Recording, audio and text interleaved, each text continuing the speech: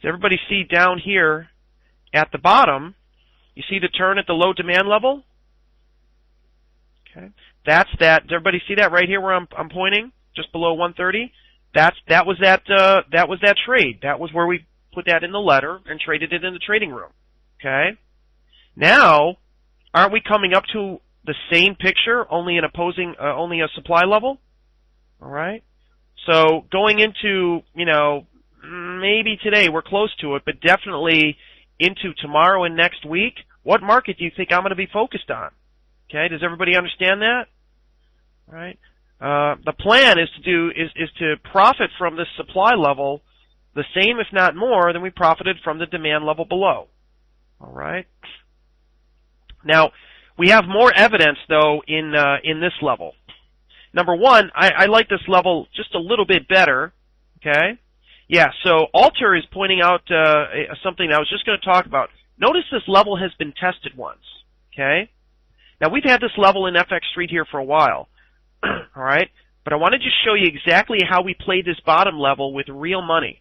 Okay. Which is exactly how we plan to play this upper level with real money. All right. Remember, the focus here is making money. So notice the first retest to this level here. Did prices trade deep into that level, or did they just touch that level and fall? They just touched this level and collapsed, right? Does everybody see that? So the question I want you to answer is, what does that information tell us about the supply-demand equation here in this supply area? Does that tell us there's a big imbalance or a small imbalance? Which one? Probably a big imbalance. Yes, much more supply there than demand. Looks to be like a pretty good supply level. All right. I agree. All right. That's a good piece of information. We talk about the odds enhancers in our trading room, but we talk about them here as well. If you were in the lesson a few sessions ago, remember the odds enhancers that apply here. Now, odds enhancer number one: how did prices leave the level? Nice strong drop in price away from that area. Again, another clue is prices just touched this level and collapsed. So what I'm going to be focused on is not necessarily selling at this line right here, but ideally, and this is very important, I want to see prices go just above this high. Okay? Because think about it. This high is 142.81, right? So when prices go above 142.81, is for the average trader out there, is that going to set up bullish or bearish expectations? When prices go above that high, that recent peak into this level, the first retest, is that going to set up bullish or bearish expectations? Exactly. Very bullish. People are going to say, oh, we took out that high, now we're going higher. Okay? But for those of you that are in our trading room, what do we call that? Right? What do we call that? Right. Yeah, we would assume that's novice buying, but we call it a trap. Exactly, Jason. Tim? Yeah, exactly. We call it a trap. And we really look for traps out there. So I'm not looking to sell short at this high. I'm looking to sell short just above this high. Okay, or at least look to start selling just above this high. Now, the hard part, if you're new to this, is everybody else out there is going to be very bullish when that happens. Okay? But again, that's why the majority of people that try this lose, and the very, and the few that think in reality-based terms tend to do pretty well. All right. So watch for this euro in the next day or few around the corner. Okay. Just above Simon, yeah. I'd say start looking just a pip or so above. Now what we want to do is then go to a smaller time frame and look for supply levels to form. Okay.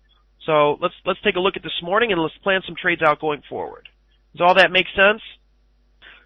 Take a look at this level I drew in there just because the euro's moving. This is a level that I said I'm not thrilled about, and let me explain why. Okay. This is a level I'm not thrilled about, and the reason is because, let's put this line right here. In the trading, now this can certainly work. Okay, this could certainly work. I'm just a little cautious with it myself. I've done okay today, and I'm not gonna take this level. But the reason why I'm a little concerned with it is mainly because, let me get this for you. Mainly because of this wick right here. See this wick to the upside? If you've been following the whole supply-demand concept, there's a little nuance here I'm going to give you that's pretty important. Okay. There you go. I just captured the chart again. Again, because this is in the right area in the larger time frame, this level could work out fine. But the reason why I'm not in love with it myself is because of this upper wick. Now, what the upper wick tells us, okay? What the upper wick tells us is that, if there's so much supply in this area, if there's a big supply-demand imbalance, to the supply side here, okay? Why was price able to trade higher all the way up to the top of this wick while price was in this area? Does everybody understand that? Does everybody understand what I'm talking about? You should not have a wick to the upside. You rarely see a wick to the upside in a good supply level. Okay? Does everybody understand that? Again, if there's so much overwhelming supply in this area, why was price able to trade all the way up to here? Because there probably isn't a huge supply-demand imbalance here. Make sense? Okay. All right. Now, again, having said that, the truth is, when you're near larger time frame supply levels like we are on the weekly, the truth is you can take garbage-looking levels and do pretty well. But I don't want to sit here and promote, nasty-looking levels. You know what I mean? Because, some people in here are already very good at this. Some people in our group today are brand new to this, so we have to be careful. Okay, right? If you include the wick, then you might be okay. But now, you're taking a little bit bigger stop than I would like. So, makes sense. So in our supply levels, we don't want to see wicks to the upside. In our demand levels, we don't want to see wicks to the downside. It's a clue, but it's an important clue. All right. It just makes us not such a great level. Again, having said that, like I said, we're in the right spot on location. Is really good on the larger time frame. All right.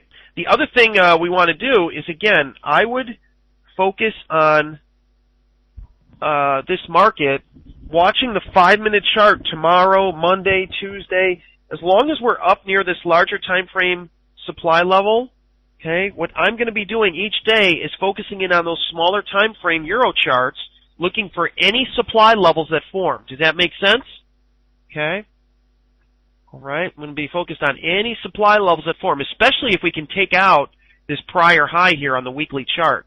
That would be fantastic. Okay. I'll be looking for any supply levels to form up there, and I'll be very aggressively shorting those. Make sense? Okay.